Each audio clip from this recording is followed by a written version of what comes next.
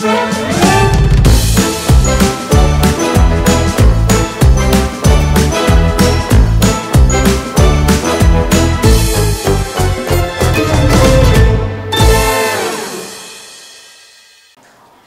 Assalamualaikum warahmatullahi wabarakatuh. Om Swastiastu, Namo Buddhaya, salam kebajikan. Teman-teman, kita kembali lagi ke acara Kemen PPA Media Talk rutin yang saat ini kita akan berlanjut ke sesi kedua, yaitu kita sudah hadirkan pakar kesehatan masyarakat Dr. Tan Sotien. Selamat siang Dr. Tan. Selamat siang, Mbak. Apa kabar, Dok? Alhamdulillah, masih hidup saya. Baik, Dok, mungkin sebelum ke pemaparan, kita kan sendiri belakangan tahu ya, Dok, data tren peningkatan kasus penyakit kronis pada anak diabetes bahkan meningkat sampai 70 kali lipat kalau misalnya kita melihat data IDAI. Begitu juga dengan kasus diabetes yang prevalensinya masih cukup tinggi di atas 11%. Nah, sebetulnya, Dok, kalau kita melihat data ini, apa sih yang menjadi PR di masyarakat saat ini menurut Dr. Tan? Ya, PR-nya banyak banget ya. Salah satunya adalah saya selalu berupaya untuk mengusulkan adanya kurikulum gizi keluarga di dalam pendidikan anak-anak SD bahkan.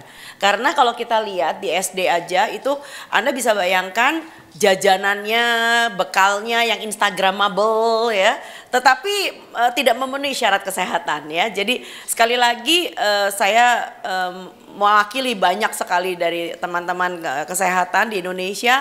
Kita pengen banget punya mimpi supaya mata pelajaran penjakes itu apa sih ya? Singkatan dari pendidikan jasmani dan kesehatan ya. Supaya ketimbang daripada ngapalin ukuran lapangan sepak bola, ukuran lapangan tenis, apa sih gitu loh ya. Alangkah baiknya kalau namanya saja pendidikan jasmani dan kesehatan juga diisi dengan mata pelajaran tentang gizi keluarga yang sederhana. Bukan ilmu gizi tapi gizi keluarga. Oke, baik. Dokter Tan, mungkin bisa dijelaskan dulu pemaparan yang nanti. Judulnya memang agak sedikit menarik ya kalau buat saya. Yang manis biar anaknya, tapi bukan makanan minumannya. Nah, saya kalau bicara pasti dengan data. Kita sekarang punya namanya Survei Kesehatan Indonesia SKI 2023. Anda bisa download itu mudah banget. Di dalam SKI kita ngelihat banget ada beberapa tabel-tabel yang cukup mengerikan. Salah satunya adalah pemeriksaan prevalensi diabetes untuk anak-anak di atas 15 tahun. Saya bilang anak ya, karena anak itu patokannya kan sampai dengan 18 tahun. Anda bisa lihat 11%. Satu lebih bahkan ya, satu lebih dari 10 anak kita itu sudah mempunyai masalah dengan gula darah. Yang pradiabetes bagaimana? Lebih tinggi lagi 13,4%. Next berikutnya. Jadi kalau kita lihat lagi di sini adalah proporsi kebiasaan konsumsi makanan manis pada penduduk yang di atas umur 3 tahun. Bayangin masih balita loh ya. Jadi ternyata ini angka-angkanya kok ngeri-ngeri banget gitu loh ya. Dan kalau Anda lihat sampai dengan angkanya sampai 50% lebih, di rata-rata 1-6 kali per minggu. Lalu kebiasaan pada anak berdasarkan kata karakteristik ternyata ini ada di dalam masyarakat, kelompok masyarakat yang sangat terdistribusi rata ya. Nggak peduli mau umurnya berapa dan mau pendidikannya apa, Anda bisa bayangkan bahkan kalau Anda lihat yang paling tinggi usia rata-ratanya justru di bawah usia dewasa muda. Bahkan anak umur 3-4 tahun 51% paling tidak minuman manisnya lebih daripada 1 kali per hari. Ya, ini angka yang serem banget. Next, Anda bakal bisa dapetin paparan saya, nanti tenang aja. Lalu bagaimana? Nah, ini dia. Alasan konsumsi makanan berisiko. Saya pengen tanya, tahu nggak artinya makanan berisiko itu apa? Ternyata di SKI dijelaskan, yang dimaksud dengan makanan berisiko adalah makanan dengan rasanya manis, minuman manis, makanan asin, berlemak, kolesterol, gorengan, makanan yang dibakar, jangan-jangan Anda loh.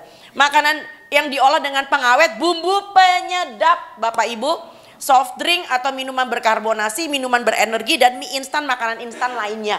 Jadi itu adalah kelompok makanan-makanan berisiko. Di mana orang Indonesia alasannya makan adalah enak rasanya 96%. Ini ngerinya bukan main, mudah didapatkan 91%, lebih murah 79%. Jadi Anda bisa bayangkan bahwa ternyata yang mereka makan asal yang mereka doyan. Nah, yang lebih ngeri adalah kenapa kamu makan begituan tidak tahu bahaya dan risikonya 43%. Jadi hampir separuh dari penduduk Indonesia kenapa makan model gitu? Ya karena gue kagak ngerti, emang ujung-ujungnya kenapa sih gitu. Nah, ini yang menjadi problem adalah kalau kita makan makanan yang berisiko, kita nggak mati besok. Nah, di dunia kesehatan saya lebih senang ada orang-orang yang agak ketakutan sedikit karena matinya besok. Ada takut-takutnya. Tapi kalau mengkonsumsi yang kayak begini, ujung-ujungnya jadi kayak judul film Die Hard. Nek Die Hard itu kalau bahasa Jawa tuh matinya angel. Ya, Bruce Willis. Next, bercanda. Oke, berikutnya. Nah, ini dia. Ini yang lebih ngeri lagi ya, karena justru pembagian makanan-makanan berisiko itu justru adanya juga di posyandu.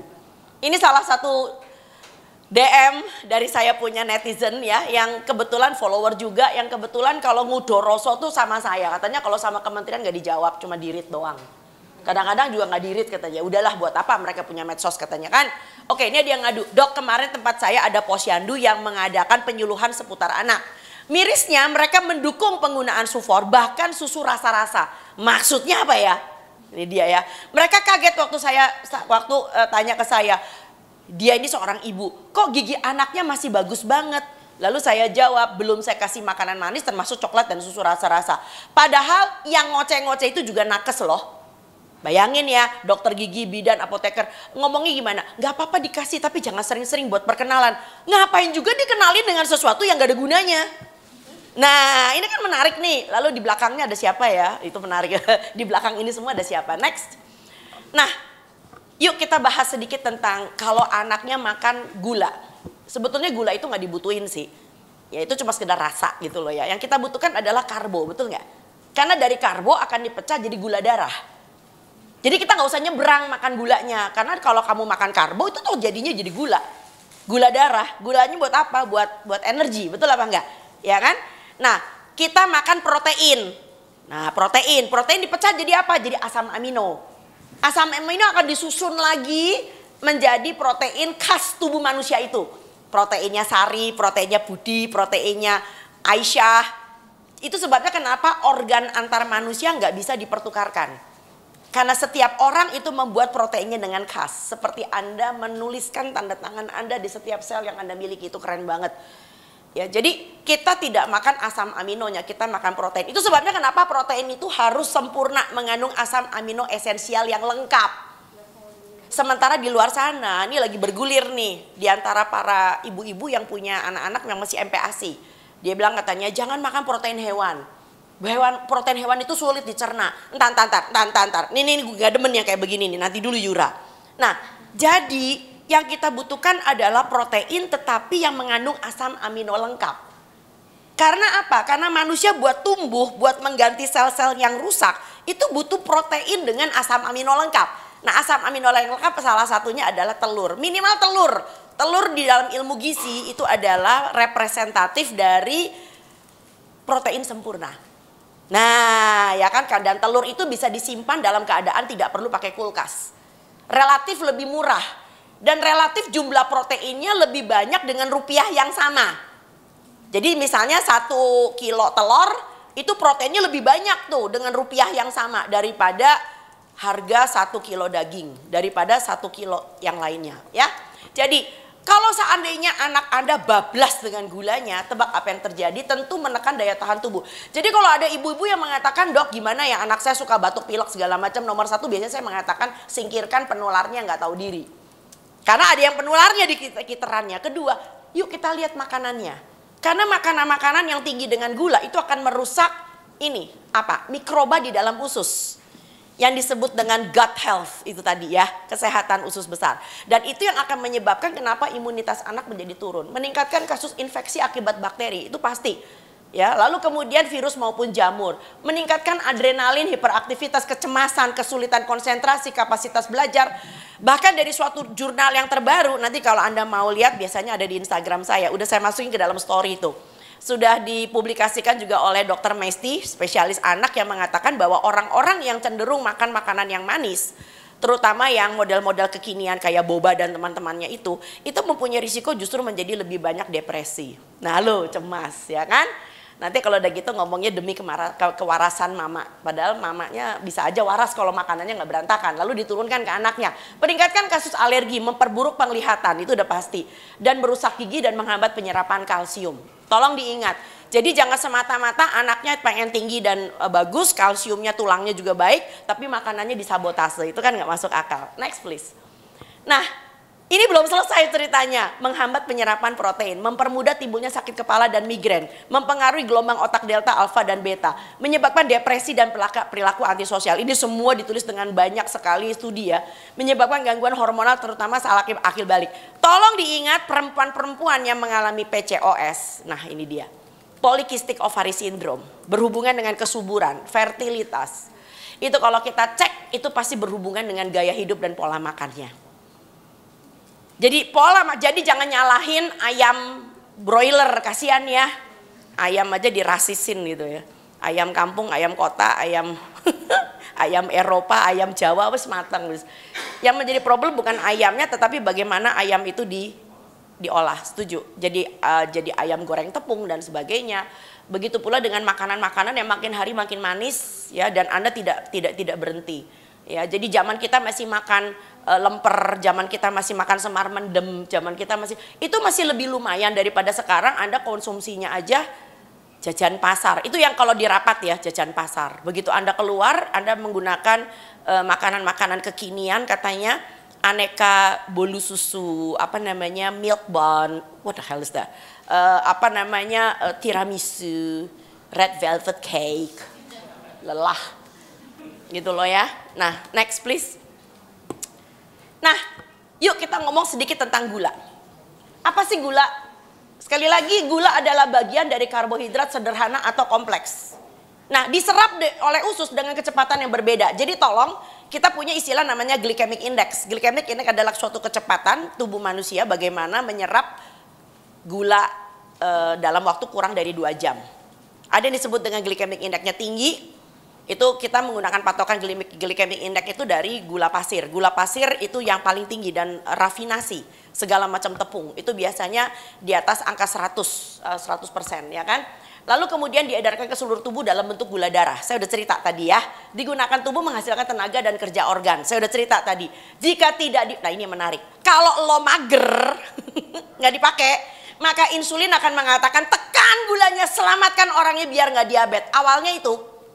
So insulin adalah pemadam kebakaran. Yang sial kita bikin kebakarannya tiap hari.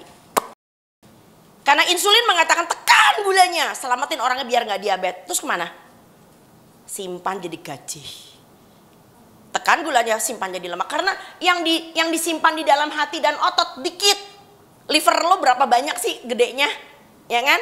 Makanya ada istilah fatty liver. Itu juga buat orang-orang yang udah kebanyakan tuh makan gulanya, trigliserida segala macam jadi ikut naik. Tapi yang paling Bank Indonesia yang tidak punya brankas bersekat adalah lemak. Ya makanya saya selalu mengatakan lihat lingkar pinggang Anda. Next. Wes ojo ngono. Wes mari ngono. Oke, gula dari mana aja? Sumber gula dari mana aja? Tentu dari gula sederhana dan ada gula kompleks. Yang sederhana itu ya termasuk adalah bangsa kayak laktosa, ya kan, glukosanya sendiri, fruktosa gitu loh ya.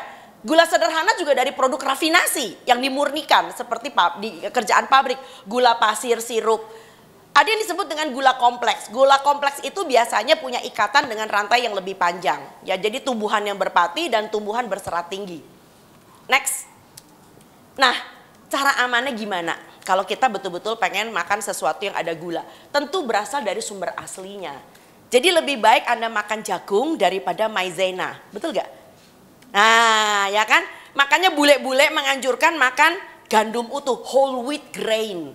Lah kita aja gandumnya aja nggak tumbuh di bumi Indonesia tuh loh. Ya udah singkirkan saja, ya kan? Tapi kalian makannya roti empuk. Nah itu yang menjadi problem. Roti empuk itu rafinasi. Dari mana? Tepung terigu. Tepung terigu dari mana? Olahan dari gandum. Padahal kita punya banyak sekali yang sumber aslinya yang tidak perlu melakukan suatu teknik rafinasi. Ya, jadi beras aneka warna, betul nggak? Ya, nasi, ubi, singkong, kentang, jagung, tales, ganyong, kimpul, garut, halo. So bangga lah jadi orang Indonesia. Ya, itu sebabnya kenapa kita jadi punya problem, karena kita jadi importir. Karena sekali lagi semua yang berbahan terigu itu pastinya import. Anda pemakan mie kan? Padahal gua Cina nggak makan mie. Sebisa mungkin tidak perlu menambah olahan pabrik, yaitu gula pasir atau pemanis buatan. Cara yang aman juga menghindari pangan kemasan bergula tinggi. Waspada dengan, ini dia, hidden sugar. Nanti saya akan jelaskan. Gula tersembunyi dalam produk kemasan. Dan biasain memahami label pangan. Ya, label pangan itu bukan dibikin untuk Anda sebetulnya. Tebak dibikin buat siapa? Buat yang bikin. Sebab dia gak mau masuk penjara. Sebab kalau ada apa-apa sama lo, lu komplain-komplain gak jelas gitu ya. Tebak yang bikin bilang apa? Baca tong, baca. Dan Anda gak baca. It's not their fault, it is yours. Next. Nah, mari kita lihat akibatnya apa. Kita punya istilah 5K. K yang pertama tentu ketagihan. Ya, karena awalnya Anda cuma pakai setengah sendok teh. Lama-lama jadi 2 sendok teh. Lama-lama 1 sendok makan. Dan setiap kali konsumsi harus ada rasa manis. Kalau nggak rasanya kok hambar ya. Ini menarik loh. Kegemukan udah pasti. Kerapuhan tulang. Tolong diingat penyerapan kalsium itu dihambat dengan adanya gula tinggi. Kelebihan gula darah dengan risiko diabetes dan stroke. Kolesterol jahat meningkat. Lah, apa hubungannya kok gula dengan lemak ada? Karena gula yang nggak kepake itu akan disimpan menjadi trigliserida. Dan trigliserida akan disimpan menjadi lemak. Kemungkinan kanker meningkat. Kita udah tahu banget orang-orang yang mengalami kanker lambung itu punya kaitan juga dengan masalah seperti ini. Dan biasanya orang yang konsumsi gula ini dikaitkan dengan produk ultra proses. Jeng jeng. Produk ultra proses. Next. Anda bayangkan, ini sengaja saya foto ya. Saya biasanya kalau ke minimarket, ke supermarket suka dilihatin sama satpam. Beli enggak, potrek-potrek iya.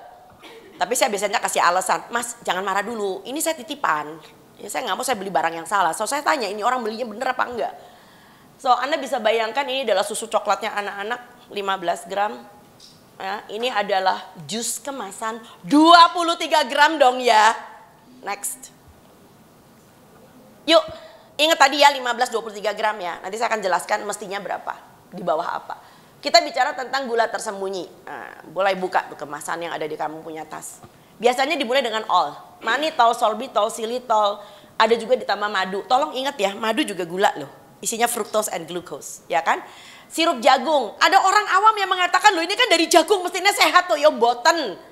Karena ini adalah high fructose corn syrup. Artinya olahan pabrik.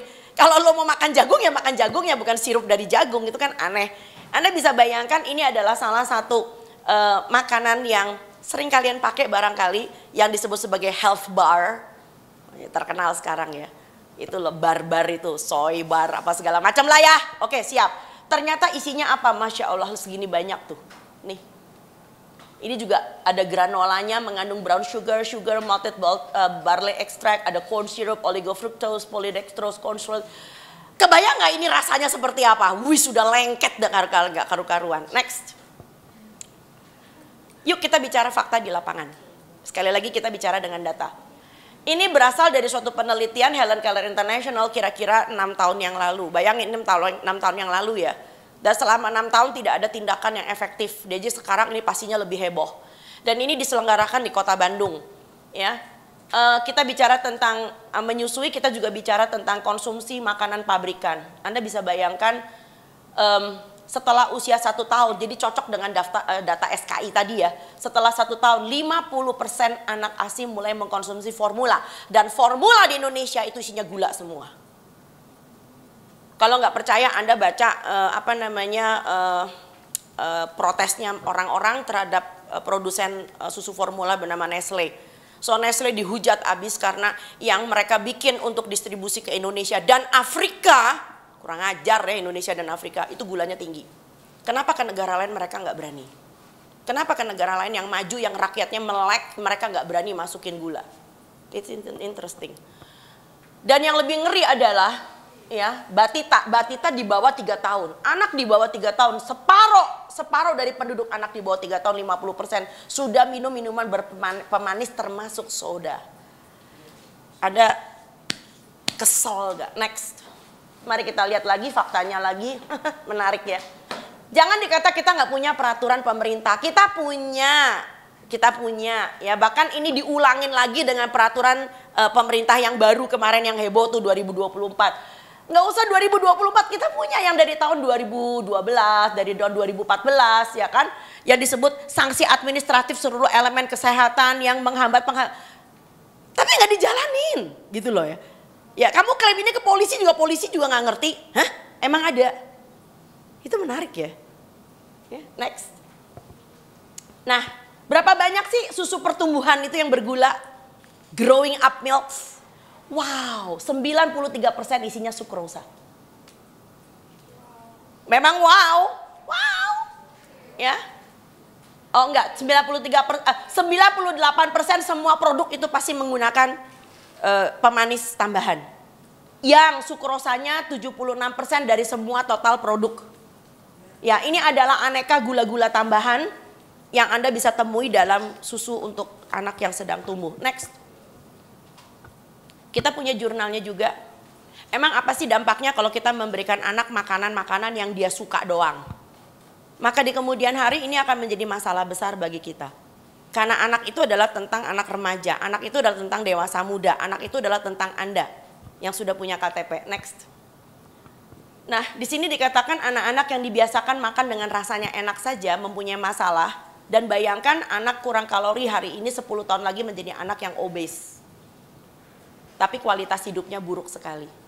Dan orang Indonesia masih menghargai anak yang kayak roti sobek. Bukan yang tumbuh tinggi berprestasi. Tetapi anak yang seperti roti sobek. Badannya berlipat. Next. Nah, yuk kita bicara anjurannya. Ini diterbitkan oleh Kemenkes, tidak pernah berubah. Anda bisa bayangkan orang dewasa saja adalah maksimal. Ini bukan anjuran yang harus sekian ya. Kalau nggak dipakai malah makin bagus gitu loh. Ini anjuran maksimal. Maksimalnya adalah 50 gram per orang per hari. Tadi Anda baca di salah satu jus kemasan 23 gram. Itu aja buat anak, bayangin. Dan tolong itu baru jus kemasan ya. Belum permennya. Belum kalau bikin semur pakai kecap. Halo? Belum lagi pudingnya. Belum kalau dia masih dikasih minum susu sama mamanya. Oh my God. Next. Sementara WHO mengatakan, tadi kita 50 ya. WHO mengatakan kalau Anda mau sehat, Anda harus menekan habis sampai maksimal tidak lebih dari 25 gram. WHO lebih kejam. Ya, jadi kalau Anda udah nyeruput jus tadi tuh, udah Anda nggak boleh makan yang lainnya. Karena itu udah batas maksimal. Next. Oke, kita bicara tentang garam. Ya, jadi musuh besar kita untuk masalah penyakit kronis adalah gula, garam, dan lemak. So, kita bicara garam. Garam itu tidak selalu berasal dari garam dapur ya. Tetapi juga sudah ada makanan yang secara alamiah mengandung garam. Mengandung natrium ya kan. Ya, termasuk di dalamnya adalah ada termasuk kacang panjang, bahkan alpukat, bahkan matoa. Ya, apalagi ikan laut itu udah pasti mengandung garam. Next. Bagaimana cara konsumsi yang aman? Tentu berasal dari sumber aslinya. Kalau sebagai bumbu silahkan, tetapi tidak lebih dari tadi batasan maksimal 1 sendok teh. Itu per day ya, bukan per item, per day. Sedapat mungkin hindari bumbu kemasan dan racikan, karena itu adalah added salt lagi. Hindari pangan praktis kemasan dan biasakan membaca label pangan. Next. Akibatnya gimana kalau kita berlebihan? Tentu sekali lagi natrium dan kalium itu seperti kayak jot-jotan. Jadi kalau natriumnya naik, kaliumnya turun. Kalau kaliumnya naik, natriumnya turun. Jadi dengan kata lain, kalau kaliumnya rendah, maka tekanan darah naik dengan risiko penyakit jantung. Dan itu sudah dialami sejak anaknya masih kecil. Kerusakan pembuluh darah, tentu Anda bisa baca.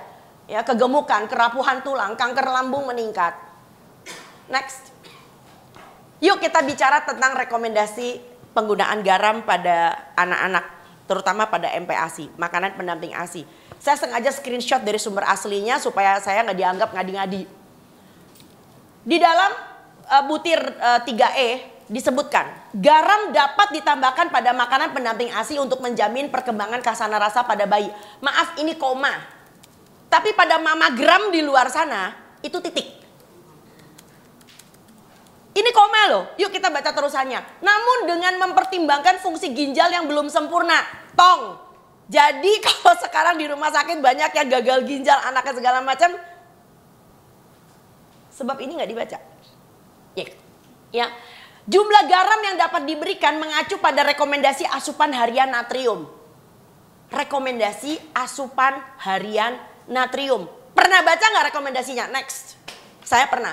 So ini adalah peraturan Menteri Kesehatan tentang AKG, angka kecukupan gizi. Anda bisa lihat pada bayi umur 6 sampai 11 bulan, natriumnya cukup 370 mg. Sopo sing iso nimbang? Even not 1 gram loh. Anting yang beratnya 1 gram aja tidak nampak bentuk antingnya. Cuman kayak seutas benang. 370 mg. Can you believe this? Sementara mamagram itu kalau masak, wih pakai 1 jimpit. Katanya MPASI terukur dan tertakar. Kok begitu urusan garam Anda jadi punya relativisme? Kan nggak boleh. Next. Nah yang serem adalah ini. Kita punya jurnalnya lagi bahwa asupan garam, asupan natrium ya, itu tentu akan mempunyai dampak di kemudian hari untuk masalah penyakit kardiovaskuler pada manusia. Kardiovaskuler artinya termasuk pembuluh darah jantung, pembuluh darah otak, dan pembuluh darah ginjal. Karena ginjal itu punya fungsi menyaring. Yang menyaring adalah glomerulus, itu adalah pembuluh darah kecil yang sangat halus. Bayangin kalau itu sudah dirusak dengan gula dan garam. Gimana nggak masuk rumah sakit ini bocah? Next. So Indonesia memang mesti kerja keras ya. Tadi udah gula, udah garam, yuk sekarang kita bicara lemak yuk. Lemak adalah bagian dari kebutuhan pokok manusia. Jadi kita punya karbo, protein, dan lemak. Nah ini kita bicara tentang lemak. Lemak itu menjadi masalah karena dengan ukuran yang sangat kecil, itu kalorinya gede banget. Jadi Anda bisa bayangkan kalau 1 gram karbo dan protein, masing-masing 4 kilokalori kalau dibakar ya. Tetapi kalau lemak, bisa sampai 9 kilokalori. Dan Anda nggak bisa ngebedain mana lemak sehat, mana lemak yang jahat. Ini lebih parah lagi. Ya, dan lemak itu punya keuntungan karena dia bisa menyerap protein yang larut dalam lemak memang ADEK. Tetapi dengan catatan, next. Anda harus bisa mengetahui lemak itu berasal dari mana. Tentu dari tumbuhan dan dari hewan biasanya. Nah yang sial, yang ketiga yang tidak dibutuhkan. Ini yang sedang diperangi oleh WHO. Apa itu trans fat? Ya, trans fat itu banyak sekali dipakai di industri. Karena murah. Jadi kalau Anda baca, ya Anda baca itu di kemasan ada tulisannya hydrogenated vegetable oil. So it's not vegetable oil darling. Hydrogenated vegetable oil. So that means it is trans fat. Biasanya dalam bentuk margarin. Sedangkan margarin digadang-gadang zaman orang tua Anda masih muda katanya lebih sehat daripada mentega. Tapi margarin itu adalah merupakan minyak sayur nabati yang mestinya cair dibikin jadi padat. Mentega wannabe. So mentega wannabe itu bahaya. Karena apa? Itu merupakan produk dari industri. Ngadi-ngadi lah, lebih murah karena lebih terjangkau. Next. Bagaimana caranya dong mengkonsumsi lemak yang baik? Sekali lagi again yang terbaik adalah yang tidak jenuh dan berasal dari sumber aslinya. Seperti misalnya kamu makan ikan kembung. Ikan kembung lemaknya bagus ya, omega 3 ya. Lebih tinggi daripada ikan salmon. Masa nggak usah ngadi-ngadi. Salmon jailah, minder amat jadi orang Indonesia. Kita punya ikan kembung, kita punya ikan teri. Si bodoh, ikan kembungnya lu goreng dong. Sebab kalau digoreng omega 3-nya berubah jadi trans fat tadi.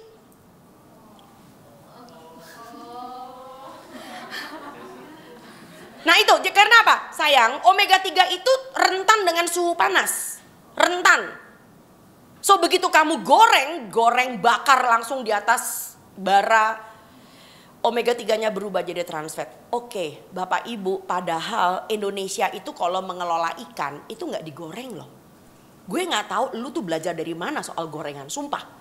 Yuk kita ngomong dari Sabang sampai Merauke. Kita punya ikan gulai kepala ikan. Nggak ada orang bikin gulai kepala ikan digoreng. Siapa orang Padang? Ikan pange. Ikan diarsik kata orang Batak. Ikan dibikin asam padeh. Oke, ke Jazirah Sumatera bagian tengah ke bawah. Kita punya aneka ikan pindang. Nggak ada ikan pindang dibakar, digoreng, nggak ada. Kita punya ikan pepes. Ya, di Nusa Tenggara kita kenal singgang. Di Kalimantan kita kenal namanya ikan dimasak sebagai paliat. Indonesia Timur kita punya ikan kuah asam, ikan kuah kuning. Mana yang digoreng? So what's wrong with your life? 79 tahun kita merdeka. Sebetulnya kita nggak merdeka, kita dijajah. Atas nama pembodohan, atas nama literasi. Dan kita dibikin menjadi orang asing yang makan di tanah air sendiri. Oh my God. Anda makan seperti orang asing di tanah air sendiri. Sementara orang asingnya yang makan begituan udah berhenti. Mari kita lihat, kelapa adalah sumber lemak jenuh. Tetapi yang lebih konyol, Anda beli sop kaki kambing, dan Anda lebih membutuhkan sop kaki kambing yang nggak pakai kelapa, nggak pakai santan. Pengennya pakai susu, agak bodoh ya. Karena susu produk hewan Bapak Ibu. Susu pasti mengandung kolesterol. Santan zero. Bilang O lagi. Ya, so santan, duren zero. Anda tahu kenapa? Karena tumbuh-tumbuhan belum mampu membuat kolesterol. Yang bisa nggawe kolesterol itu cuma hewan dan manusia. Nah, yang menjadi problem adalah santannya lo angetin berulang. Jadi santannya berubah menjadi lemak jenuh. So, cara makan santan yang terbaik tentu saja adalah masak santannya sampai matang, jadikan kari, jadikan gulai, makan, habiskan, buang. So, itu bedanya kita bikin gulai dengan kita beli gulai. Kalau beli hanya Tuhan yang tahu berapa kali diangetin. Karena supaya diciduk nggak basi, betul apa enggak? Ya, setiap kali ada cidukan pasti akan basi karena risiko kontaminasi. Tapi kalau kita bikin, dan makanlah dengan program. Artinya begini, gue pokoknya makan kelapa atau santan setiap hari Sabtu. So you are safe. Setiap Sabtu gue bisa makan terancam, bisa makan urap, ya kan? Bisa makan botok, bisa makan buntil, bisa makan gulai, bisa makan lodeh setiap hari Sabtu. Ya, orang Jawa menggunakan istilah tuh sing sak madya, sing sak sembodo. Yang secukupnya dan yang sewajarnya. Doyan bukan berarti gas-gasan. So that is what we call life skill. Berikutnya, hindari menggoreng. Karena yaitu tadi, ya, Anda menggunakan lemak jenuh lagi. Dan satu hal lagi yang lebih menarik, dengan menggoreng maka Anda memproduksi akrilamida dan polisiklik aromatik hidrokarbon. Hewan apa itu? So, gorengan itu akan menghasilkan produk yang kriuk. Ya, entah itu nabati, entah itu yang hewani. Yang kriuk itu misalnya yang nabati tempe, ya, tempe goreng, ya kan, sukun goreng, ubi goreng, kriuk, ya. Bahkan sampai apapun yang kalian goreng lah. Nah, yang hewani seperti misalnya ayam goreng, ikan goreng, kriuk juga. Nah, problem dengan kriuknya itu menghasilkan yang disebut dengan akrilamida dan polisiklik aromatik hidrokarbon. Nah, itu yang sebetulnya kita takutin. Bukan soal pakai minyak baru dipakai sekali, kita nggak pakai. Lu mau pakai minyak baru sekali Pak, goreng pun itu akan terjadi. It's not about minyak baru atau minyak yang dipakai berulang. Dok, bagaimana dengan air fryer? Sami kemawon. Sebab air fryer itu hanya membuat Anda berhemat dengan minyak. Tapi kriuknya ada, makanya disebut sebagai fryer. It fries your food. Kriuknya tadi, polisiklik aromatik hidrokarbon dengan akrilamida. Ya. Beda dengan oven, beda dengan microwave, itu tidak akan menghasilkan produk menjadi kriuk. So anyway, hindari minyak trans pada produk kemasan, itu sudah pasti. Next. Akibatnya apa kalau lemak berlebih? Ya pasti kegemukan ya, karena kalorinya gede banget kan. Tetapi yang lebih parah lagi adalah sama seperti gula dan garam, risiko pembuluh darah, dinding pembuluh darah yang rusak. Empedu bermasalah. Ya, karena empedu itu adalah suatu organ yang menampung cairan empedu. Cairan empedu datangnya dari mana? Dari liver. So, yang membuat cairan empedu adalah sel-sel hati. Tujuannya apa? Karena ini seperti kayak, gue boleh menyebut merek ya, kayak sunlight, cering-cering. Jadi kalau kamu makan lemak, itu tidak semudah itu ditransport ke seluruh tubuh karena darah Anda tuh air. Dan kita tahu minyak tidak bisa larut dalam air. So tujuan empedu adalah membuat buffer supaya Anda punya lemak itu bisa ditransport ke seluruh tubuh.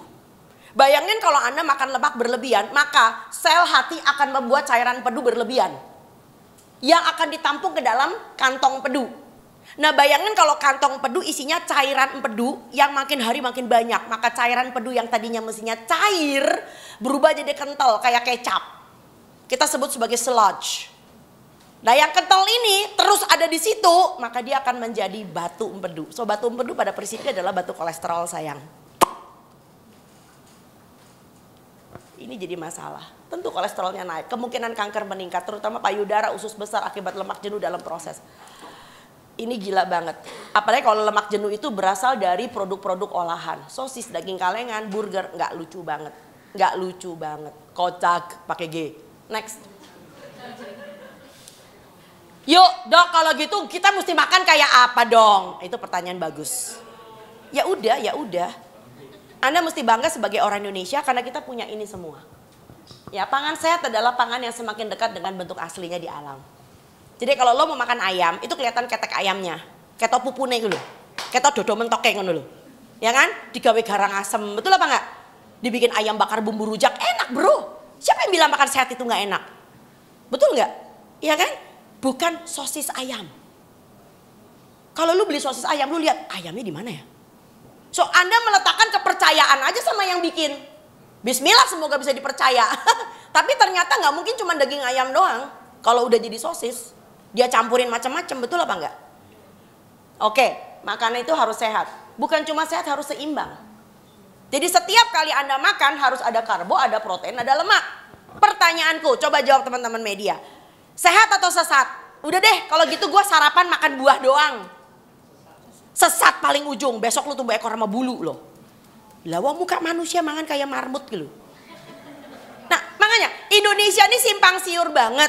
Ya di luar sana ada health coach, ada diet coach yang membuat Anda keluar dari pakem. Padahal pakemnya tuh gampang banget, betul apa enggak?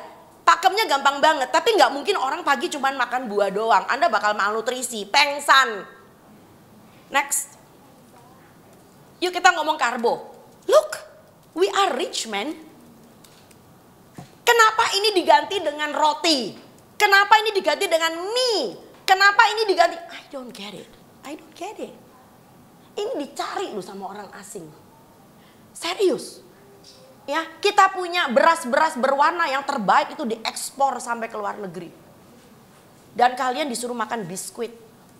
Kalian disuruh makan roti. Astagfirullahaladzim. Next. Bagaimana dengan protein? Gak ada G-nya mas. Oh bisa juga pakai G. Masa astagfirullah pakai K? Astagfirullah. Oke. Protein. Kalian tuh Gen Z beneran. Protein tentu aja kita punya banyak ya. Tempe, ayam, ikan, jamur, kacang-kacangan, telur. Selama tidak menggunakan minyak goreng saya gak ada masalah. Dan masak yang enak, gak dosa. Again, dipepes, disop, disoto, garang asem, dipesmol, dipange, diarsik, ditim, dibakar. Dan kalau dibakar, karena ini suhu panas juga, bungkus dengan daun. Ya makanya saya nggak ngerti dengan kalian zaman dulu nih ya, zaman sebelum pandemi saya sering jalan kadang-kadang ke Anyer segala macam. Di pinggir pantai Anyer itu banyak ibu-ibu, dulu ada yang namanya Pondok Mak Sarikah, kayaknya sekarang udah nggak ada deh. Itu kalau dia bakar-bakar ikan bakar hasil tangkapan bapak-bapaknya, itu selalu dibungkus dengan daun dulu sampai berlapis-lapis. Ikannya jadi wangi, bukan karena daunnya bikin wangi, karena emang itu enak. Dan ikannya tidak berubah menjadi trans fat lemaknya. Ini cara, Indonesia tuh sebetulnya udah punya cara-cara pintar gitu loh. Tapi ya nggak tahu kenapa. Next. Bagaimana dengan lemak? Saya udah bilang tadi, lemak berasal dari sumber pangan yang sehat, banyak banget. Kita punya ikan, telur, kelapa, kemiri, kacang-kacangan, alpukat. Bukan minyak goreng. Next. Saya ingin memperkenalkan ini. Ini yang membuat kenapa anak-anak kita terjauhkan, tersisihkan dari mara bahaya. Ya, penyakit-penyakit kronis. Anakmu kalau sarapan begini enggak? Padahal ini mudah banget loh. Ya, contoh nih sarapannya hemat pangkal pelit, ya kan? Hemat pangkal pelit, biasa wong Jawa. Buahnya apa? Buah sejuta umat, kasih aja pisang mas. Pisang mas tuh kecil. Ya kan? Sayurnya apa? Anakmu seneng sayur bayam, sayur sop, fine, it's okay. Makanan pokok nggak usah pakai nasi. Ya, anak gue dari kecil seneng tuh yang namanya singkong rebus, cocol pakai sambal ikan roa. Wih, mampus enaknya. Tapi kalau lu Jawa banget bisa aja pakai lontong, lalu ininya baceman, betul apa enggak? Ya, lontong pecel pakai baceman, oke? Orang Indonesia Timur, oke? Mari kita lihat. Orang Indonesia Timur itu buahnya buah sejuta umat, itu yang paling banyak biasanya kalau nggak semangka juga pepaya. Satu juring cukup, nggak usah banyak-banyak, tuh cuma butuhnya sedikit. Sayurnya apa? Daun singkong. Ya, daun singkongnya dibikin apa? Daun singkong rebus atau dibikin botok daun singkong. Ya lalu kemudian singkongnya juga bisa dimakan, lalu lauk pauknya Anda bisa pakai kuah ikan asam. Everything is possible. Papeda pakai ikan kuah kuning, luar binasa. Kenapa anak Papua sarapannya nasi kuning dengan lauk mie instan goreng? PR besar buat kalian sebagai teman-teman media. Karena kita bisa berkolaborasi. Kalau media juga menjelaskan duduk perkara yang sesuai dengan narasi. Next. Ini salah satu contoh yang bisa saya bagikan kepada Anda. Kalau Anda mau, nanti akan bisa minta sama panitia. Ya misalnya sarapannya seorang anak itu nggak mau makan nasi tapi lagi pengen makan kentang. Berikan saja kentang rebus, rolade ayam, wortel buncis pakai melon. Cepet dia makannya, hap-hap. Kudapannya apa? Bekal sekolahnya, buah naga pakai siomay. Bikin siomay gampang banget, cincang aja ayam, daging, kayak udang, kayak ikan, bungkus pakai kulit tahu, kukus, kelar. Ya kan? Makan siangnya apa? Kentang rebus itu adalah harinya kentang soalnya. Kentang pakai sup tahu telur atau ikan kembung dikasih pisang susu. Bukan susunya tapi pisang susu. Kudapan sorenya apa? Lumpia kulit dadar telur isi sayuran. Makan malamnya kentang oven, pindang daging, orak-arik kol pakai pepaya. This is just our food. Ini makanan kita. Bukan chicken teriyaki. Beef bulgogi. Ya, dan di sini nggak ada yang namanya onigiri. Nggak ada. Probiotik nggak perlu Pak, Bu. Karena probiotik itu berasal dari sayur dan buah yang mengandung serat tidak larut. Serat tidak larut kalau nyampe ke usus besar kamu itu menjadi prebiotik. Yang memberi makan probiotik kamu. Jadi bagaimana menjaga probiotik kita sehat bukan dari iklan. Tapi Anda rajin makan sayur dan buah. Minum air yang cukup. Next. Saya ini terakhir. Saya ingin menyesali, sangat menyesali. Ini adalah suatu penelitian yang sudah dibikin udah lama banget, 10 tahun lebih, 14 tahun lebih. 2010 September.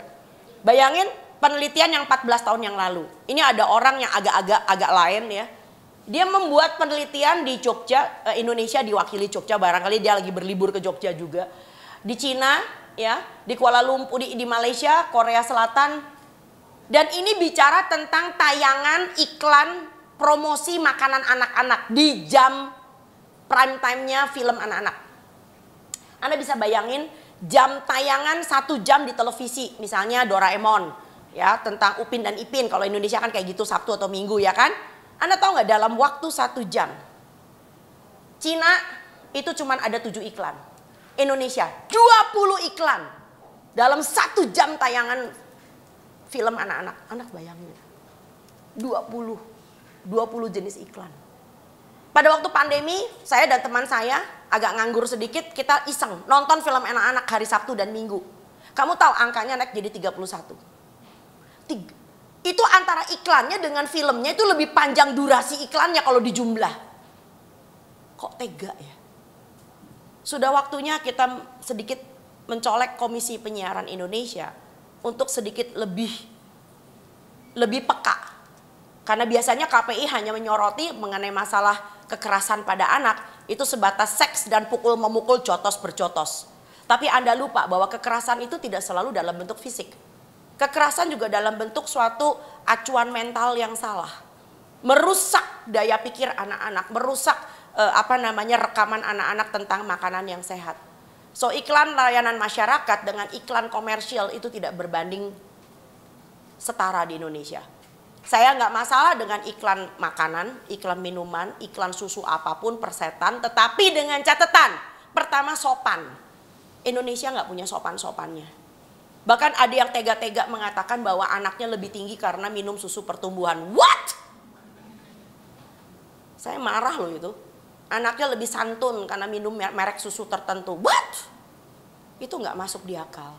Belum lagi makanan-makanan yang nggak penting banget. Yang membuat anak-anaknya begitu nonton lalu diajak ke minimarket mulai dia jadi liar. Mak mau beli itu dong, mak mau beli itu. Anda tahu banget pikiran anak-anak itu mudah sekali dipengaruhi. Itu adalah bagian dari hipnosis.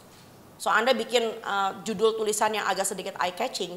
Bagaimana hipnosis makanan itu membuat anak mempunyai penyakit kronis. That's very interesting. Next. Barangkali itu aja teman-teman. Silahkan kita masuk ke dalam tanya jawab. Monggo, terima kasih. Iya, terima kasih banyak Dokter Tan, penjelasannya sangat komprehensif. Mungkin sepertinya teman-teman media sudah tidak sabar ingin bertanya, Bu. Kita langsung buka saja ke sesi Q&A. Silahkan media yang ingin bertanya. Selamat siang Dokter Tan. Selamat siang Mbak. Ya, saya Lilis dari suara.com.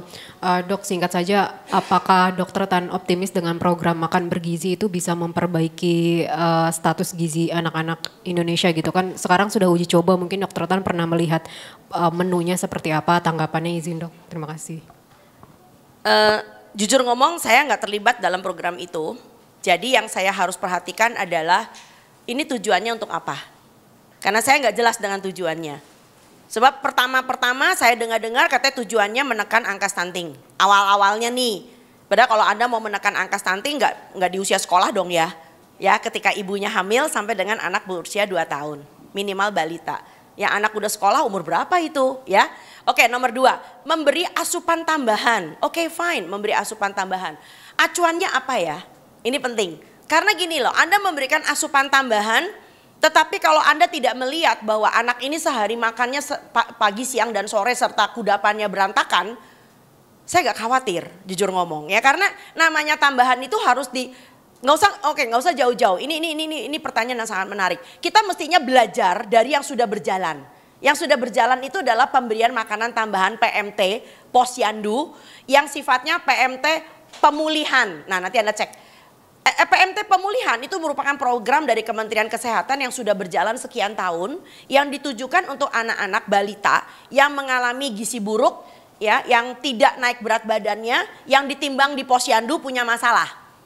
Nah, caranya adalah dengan dibagikan, ada yang 28 hari, ada yang 90 hari. Tapi namanya pemberian makanan tambahan. Dan kalau Anda lihat algoritma bagaimana ini dijalankan, di situ ditulis harus ada stimulasi, harus ada konseling, harus ada edukasi. So kita nggak boleh terjun menjadi negara sinterklas.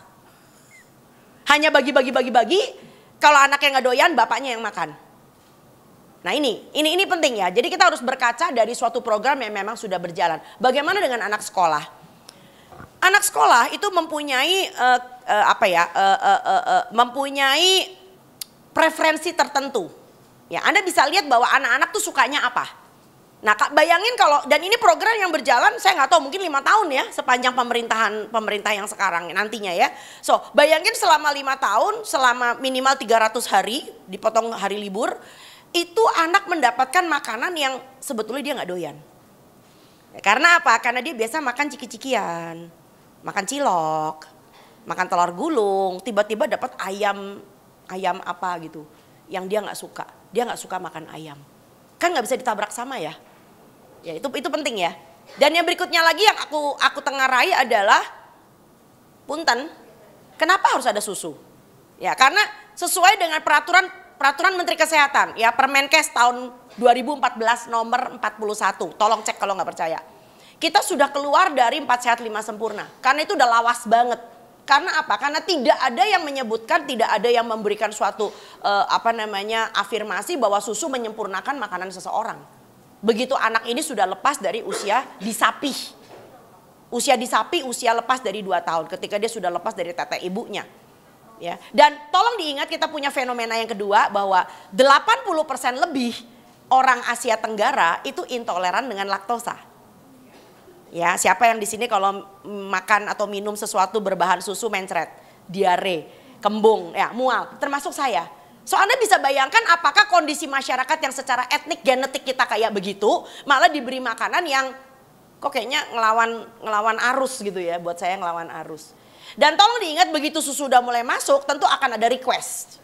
Saya pernah nih zaman saya pergi sama Ibu Nila pergi ke Pekalongan, ya Ibu Nila Muluk zaman beliau menjadi Menteri Kesehatan. Saya dengar lo requestnya, Bu coba mbok dibagi jangan susu yang putih, anak-anak sini seneng yang sing coklat. Kebayang nggak susu coklat gulanya sak piro? Ya ini nyebelin banget gitu loh ya. Jadi rentan banget dengan yang disebut dengan manipulasi rasa. Tolong jangan GR dulu. Manipulasi rasa, manipulasi kandungan gizi, dan akhirnya ini merupakan sabotase yang sebetulnya kita pengen banget anak menjadi lebih baik, tetapi nanti yang dipilih cuma minum susunya doang. Nanti makanan yang gak habis dibawa pulang dibuat bapaknya, dibagi buat ibunya. Ya, jadi sekali lagi saya nggak bisa mengatakan saya optimis atau tidak, tetapi yang pasti uji cobanya diadakan di kota besar. Padahal janjinya ini akan dimulai dengan daerah 3T.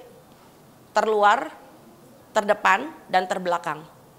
Anda tahu nggak daerah 3T itu seperti apa? Siapa provider dari makanannya? Saya cuma mau nanya aja. Wong anak ini sekolah aja harus nyebrang jembatan yang sudah mulai patah. Ada anak yang mesti naik gunung.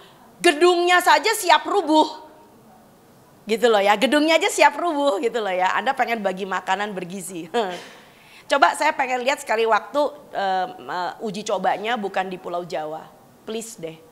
Ya, uji cobanya di daerah misalnya Kabupaten Hulu Sungai Tengah. Ya, Kabupaten Manokwari. I just want to take a look how it's going on.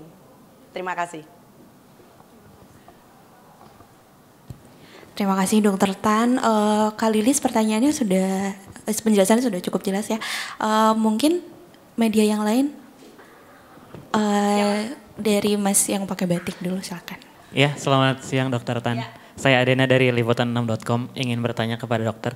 Tadi kan disebutkan bahwa selain nasi, sumber karbohidrat itu ada umbi-umbian seperti kentang, ada pula ubi dan singkong gitu. Jagung juga. Jagung juga.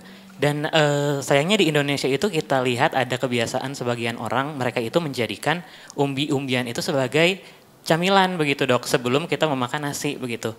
Nah kebiasaan seperti itu menurut dokter bagaimana sih? Apakah kemudian artinya kita jadi double karbo dan Exactly. dan menjadi makan gula terlalu banyak begitu? Yes, Anda Mohon cerdas. penjelasannya. Iya. Makanya kenapa umbi-umbian banyak dipakai sebagai dorongan abang-abang itu loh. Orang-orang yang jualan di depannya apa bangunan-bangunan. Kalau ada proyek bangunan, itu depannya ada mamang-mamang jualan ubi goreng, ubi apa rebus ya, singkong rebus ya. Nah, maka dari itu jadi tentu itu adalah nah ini yang menarik dengan Indonesia ya. Jadi kalau yang tadi aja belum genah, apalagi yang kedua.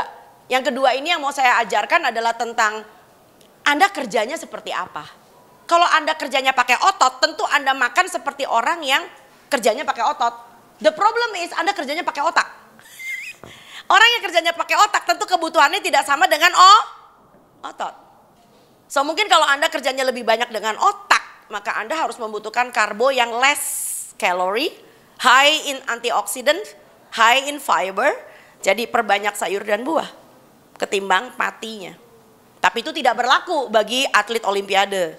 Itu tidak berlaku bagi kuli kapal. Betul apa enggak? Siap. Cerdas. Terima kasih dok. Mungkin bisa lanjut ke Mas, silakan. Perkenalkan dok, saya Adrian dari TVRI World. Ini saya mau izin nanya karena kepo aja sih. Ini ada produk yang mereka itu gimmicknya itu kalorinya 0 dan gulanya 0. Tapi itu saya kayaknya air minum deh. Iya, minuman sparkling water. Nah, itu kalau saya sempat cari tahu itu ternyata itu dia itu menggunakan senyawa kayak alkohol, gula alkohol gitu, namanya erythritol. Mungkin dokter tahu tentang istilah senyawa itu. Nah, itu bener nggak sih dok? Beneran 0 kalori dan 0 gula nggak sih dok? Ya, tentu saja itu sama seperti Anda mengatakan Coke Zero, Coca-Cola Zero. Ya, sama aja, tapi kok lucu ya zero tapi kalau rasanya manis. Ya memang karena itu yang disebut dengan pemanis buatan. Tapi pertanyaannya emang butuh? Sak mono-monone, sak ngenten-ngentennya butuh apa ora? Ya buat saya sih saya nggak butuh.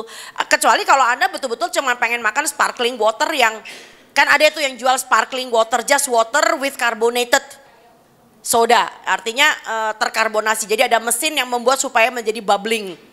Itu fine, nggak ada rasanya dan memang tawar. Karena hanya memberikan sensasi seger aja sih. Tapi kalau ada imbuannya sehingga rasanya manis, so what for? Jadi kemungkinan ada hidden sugar juga ya dok ya? Kenapa dari apa? Ada hidden sugar juga ya dok ya? Ya itu yang disebut dengan hidden sugar. You taste it sweet, but you say there is no sugar because there is additional artificial sweetener. Yes. Thank you dok. Sama-sama sayang. Silakan, Mbak. Ya silakan Mbak Fitra. Ya, terima kasih. Saya Fitra dari Pro3 Radio Republik Indonesia, Dr. Tan. Menarik sekali tadi bahasannya, ini cukup banyak juga mungkin ada beberapa teman juga yang tadi nitip gitu ya. Pertama saya mau nanya soal air fryer tadi, menarik Dok. Berarti kita memang nggak boleh ya untuk ngangetin makanan di air fryer gitu ya. Ngangetin makanan gitu, maksudnya kayak gorengan atau apa-apa yang udah dingin terus kita angetin kemudian di air fryer begitu. Boleh saya potong sebentar ya? Boleh, boleh. Oke, ini menarik. Di luar sana barangkali ada orang mengatakan ngikutin dokter Tanti ribet. Banyak nggak bolehnya. Punten, saya nggak pernah mengatakan nggak boleh. It's a choice. It's a choice. So it's a free world. Anda mau makan gorengan, silakan. Ya, ikan gurame asam manis, monggo kerso. But, satu hal.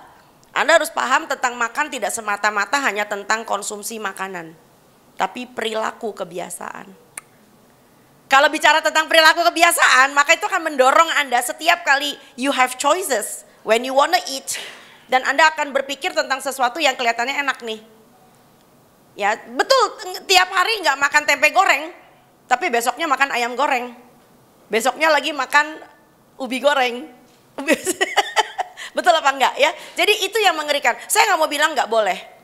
Saya hanya mengatakan it's your choice. Makanya kenapa mengajarkan sesuatu kepada masyarakat, kita mengandaikan masyarakat kita harus dewasa.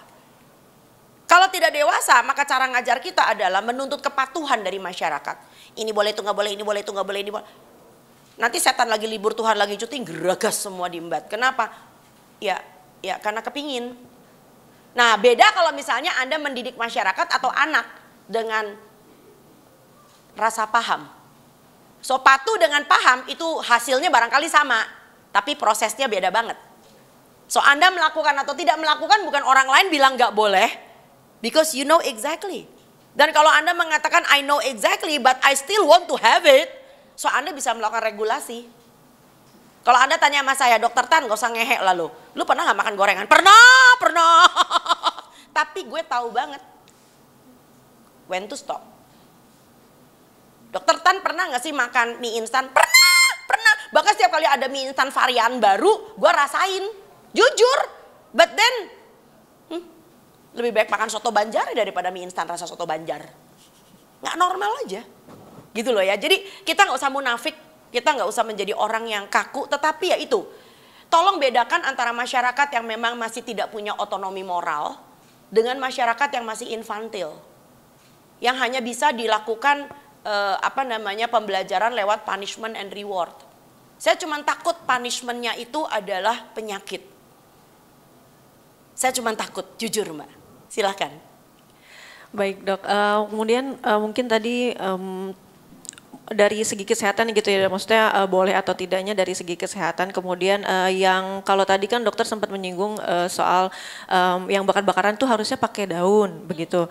Kalau yang sekarang ini pakai aluminium foil itu dampak kesehatannya seperti apa begitu? Hingga kini belum ada penelitian khusus, belum ada studi khusus tentang dampak makanan yang dibungkus dengan aluminium foil. Tetapi saya sebagai orang Indonesia, saya lebih prefer daun pisang. Pertama murah. Kedua harumnya masuk, ya. Dan yang ketiga tidak membuat suatu sampah yang harus didaur ulang, ya. Karena daun pisang itu sangat organik gitu loh. Baik, kemudian yang terakhir kali Dok ya, tadi terkait masih menyambung soal makan bergizi gratis itu mungkin dokter ada usulan gak sih nantinya kalau misalnya menu-menunya itu yang baik itu apa saja, kalau bisa yang apakah memang harus yang goreng-gorengan gitu untuk makanan bergizi gratis ini atau Anda udah tahu kok jawabannya, menu gorengan? Enggak, maksudnya yang lain gitu, usul-usulannya. Oke, begini. Indonesia adalah negara yang sangat unik.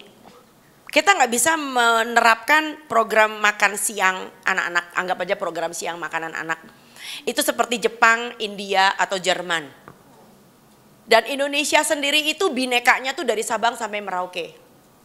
So mimpi saya adalah supaya anak Papua juga bisa menghargai menu-menu Papua yang jauh lebih sehat dan tentu lebih murah. Karena apa? Bahan pangannya berasal dari tanahnya sendiri, gitu loh ya. Jadi anak Jawa ya makan seperti orang Jawa, ya. Jadi bukan, jangan sampai Anda mengatakan lebih sehat, tapi ujung-ujungnya pas ditelusuri bumbunya itu dari saus.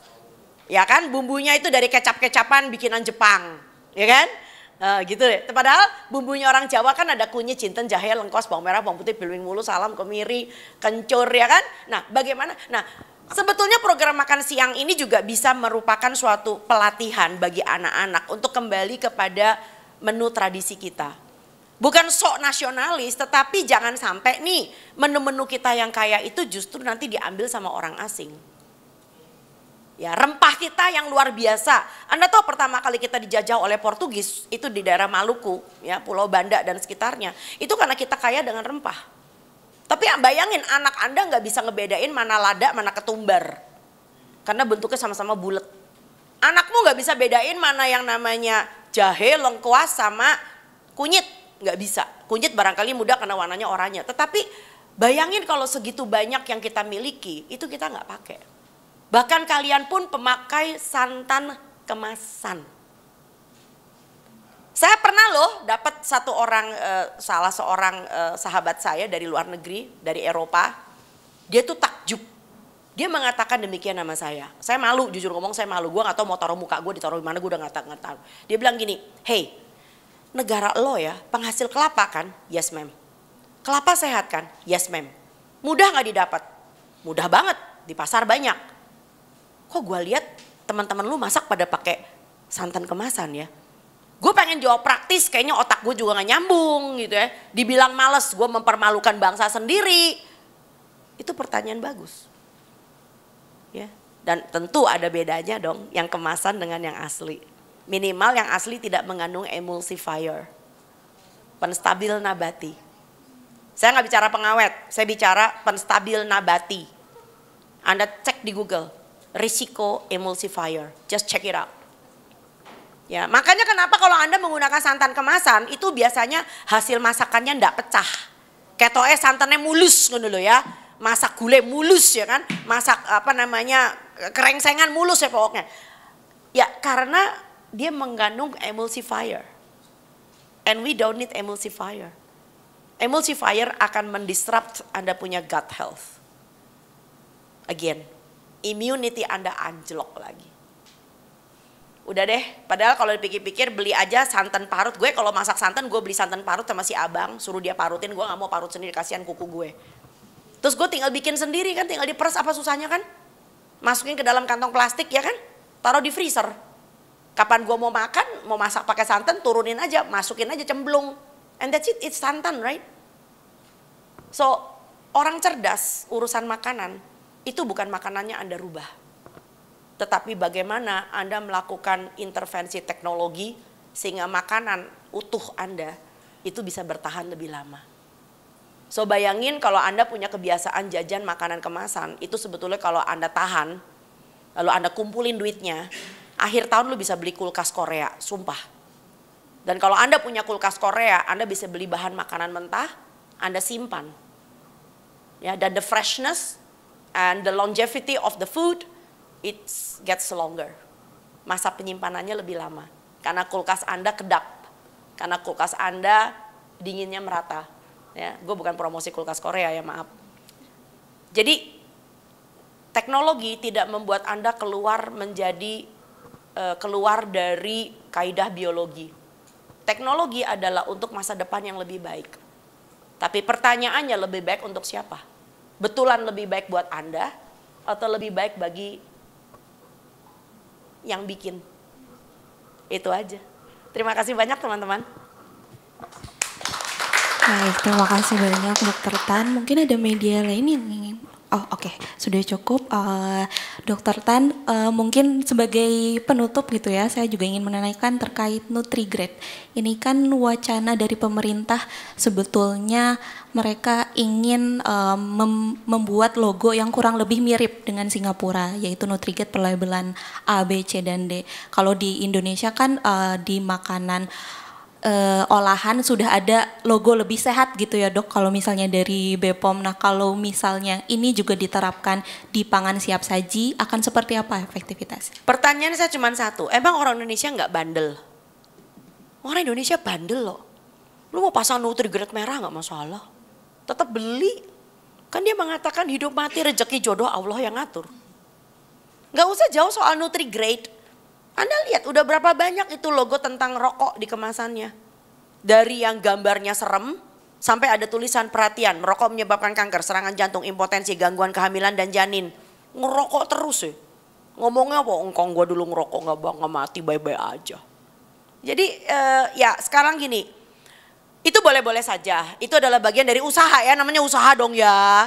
Tapi sekali lagi edukasi itu penting.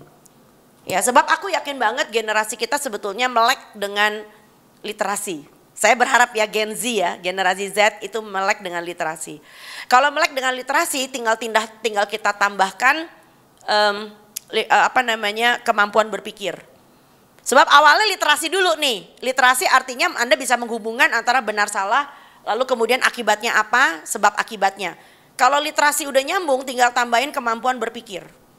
Setelah dia punya kemampuan berpikir bisa menimbang, lalu tentu akan membuat keputusan yang bijak. Nah, apakah lini itu terjadi? Ya, sebab kalau cuma sekedar diberikan dengan Nutri-Grade segala macam, ya tetap aja produknya kemasan. Karena Anda cuma berpikir dari sisi tingginya gula, garam, dan lemak. Anda tidak berpikir dari sisi produk ultra proses. Contoh paling gampang adalah makanan bayi, MPASI kemasan. Sudah ada loh penelitian yang agak sedikit memalukan. Ya, MPASI kemasan itu ternyata Mbak, antara yang ada di label tulisannya dengan isinya beda tong. Marah gak sih lo? Ya, jadi misalnya nih ada nih produk Indonesia. Ya, di labelnya bilang katanya garamnya cuma 7. Begitu diperiksa sama penelitinya, isi benerannya garamnya 15. Mateng gak? Dan malu banget karena yang mempublikasikan studinya orang asing. Karena itu adalah suatu penelitian dia dilakukan untuk mensurvei MPASI kemasan komersial yang ada di Kamboja, Senegal, dan Indonesia. Anda bisa cek di saya punya Instagram, udah saya up di feed saya, dan silakan baca dan silakan lihat mereknya. Karena itu adalah studi yang terbuka dan sangat jujur. Ya, so di negeri kita apa sih yang saya, you know what I'm saying. Baik, Dokter Tan, mungkin kita sudah sampai di akhir acara, Dok. Ada yang ingin disampaikan sebagai Ya, closing statement saya. Tingkatkan kemasan, terbalik. Tinggalkan kemasan dan tingkatkan kupasan. Monggo, terima kasih.